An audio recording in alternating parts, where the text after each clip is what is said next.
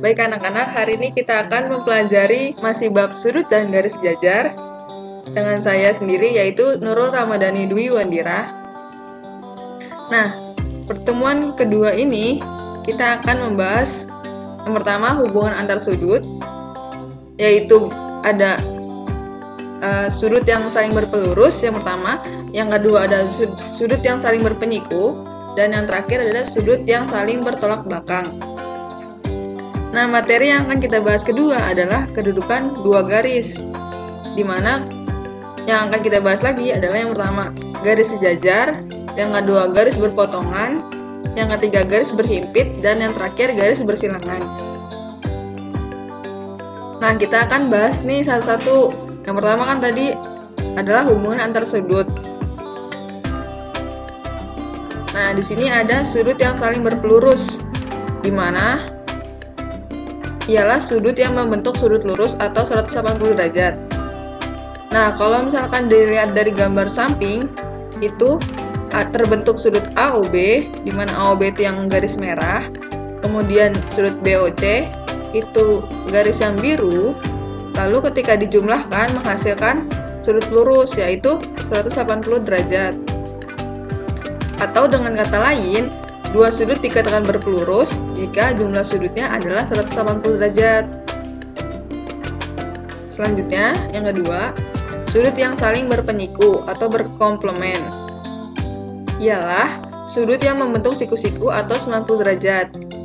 Kalau misalkan kita lihat di gambar di samping, itu sudut AOB ialah sudut yang warna merah, kemudian ditambahkan dengan sudut BOC warna biru, itu menghasilkan 90 derajat karena berpenyiku.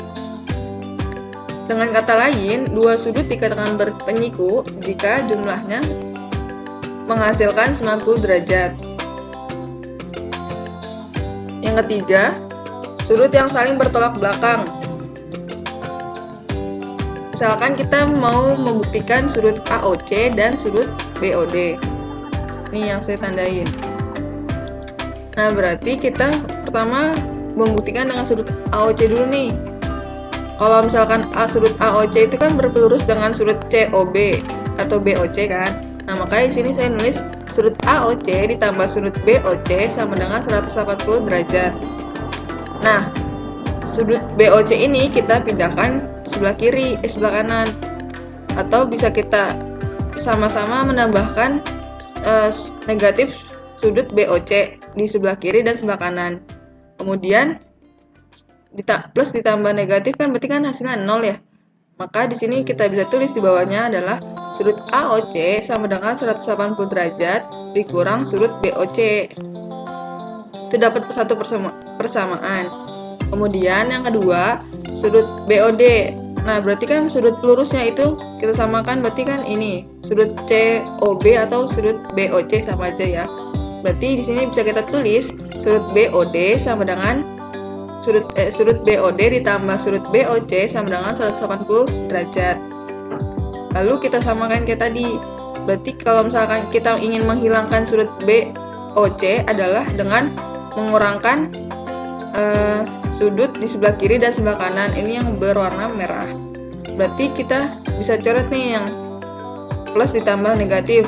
Berarti kan hasilnya 0. Maka didapat sudut BOD sama dengan 180 derajat dikurang sudut BOC. Itu dapat persamaan kedua. Nah, lalu kita gabungkan nih keduanya.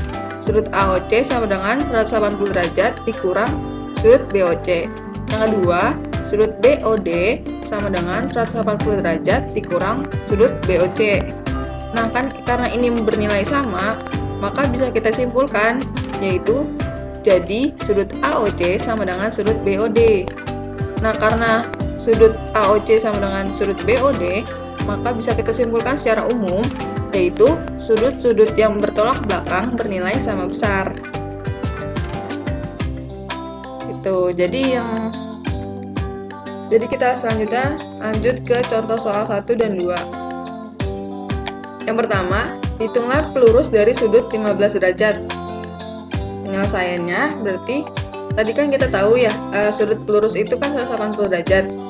Nah, kalau misalkan ditanya besar atau lurus dari sudut tersebut, berarti caranya 180 derajat dikurang 15 derajat, yaitu menghasilkan 165 derajat.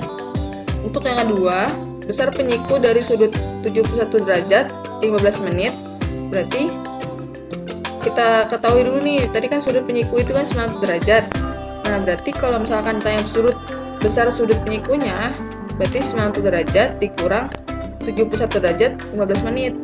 Cara menghitungnya kita lihat bisa di sini. Di sini 90 derajat ini kita ganti menjadi 89 derajat 60 menit. Lalu kita kurangkan dengan 71 derajat 15 menit, berarti menghasilkan 60 derajat 60 menit dikurang 15 menit itu 45 menit. 89 derajat dikurang 71 derajat itu 18 derajat. Maka di sini dapat 18 derajat 45 menit.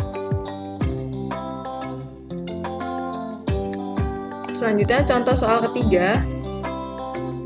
Di sini ada gambar dan diketahui jika besar sudut AOC sama dengan 117 derajat. Hitunglah besar sudut BOC. Cara penyelesaiannya adalah, berarti kan tadi kita tahu nih sudut lurus itu kan 180 derajat. Nah, berarti kalau misalkan dibuat sudut, berarti kan sudut BOC ditambah sudut AOC itu bernilai 180 derajat.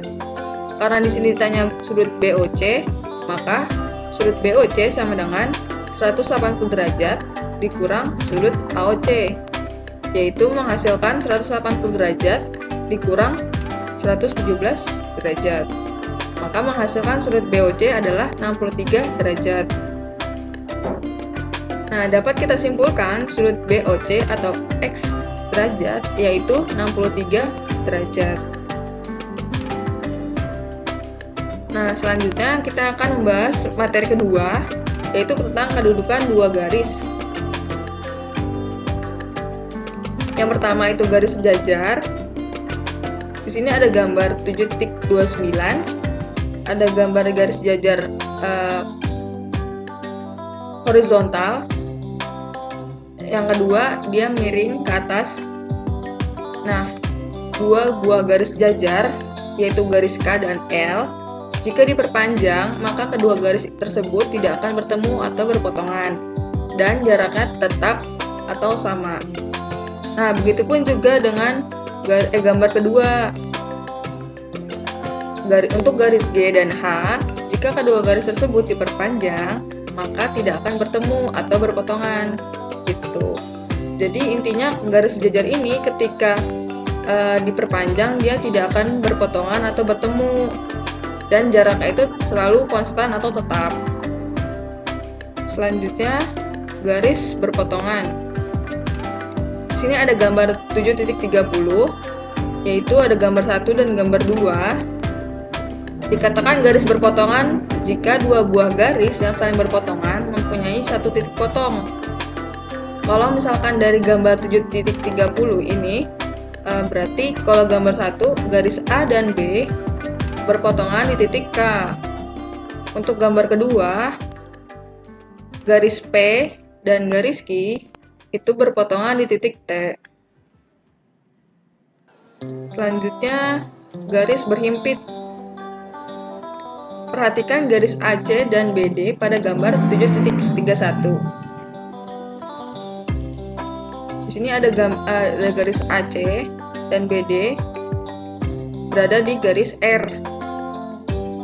Nah, dengan demikian titik A, B, C, dan D terletak pada satu garis lurus yang disebut kolinear. Nah, garis-garis yang berhimpit merupakan beberapa garis yang terletak pada satu garis lurus, sehingga dari beberapa garis tersebut hanya terlihat satu garis. Nah, garis-garis yang terhimpit dengan garis R ini adalah berarti bisa kita buat garisnya garis AB, garis AC, garis AD, dan yang selanjutnya garis BC, garis BD, dan terakhir garis CD. Dan terakhir kita akan membahas garis bersilangan. Kalian perhatikan gambar 7.32 di samping. Garis G terletak pada bidang A, B, C, D. Garis G. Nah, di sini ada bidang A, B, C, D itu bidang bawah. Kemudian bidang C, D, E, F itu bidang samping. Maka titik P dan Q ini berada di dua bidang yang berbeda. Lalu ketika dia diperpanjang, itu menghasilkan garis K nih yang ini. Tapi dia tembus di belakang dan di bawah ini. Maka titik P dan Q adalah titik tembus garis K dengan bidang A, B, C, D dan C, D, E, F. Nah, sehingga garis G dan K tidak berpotongan karena merupakan dua bidang yang berbeda.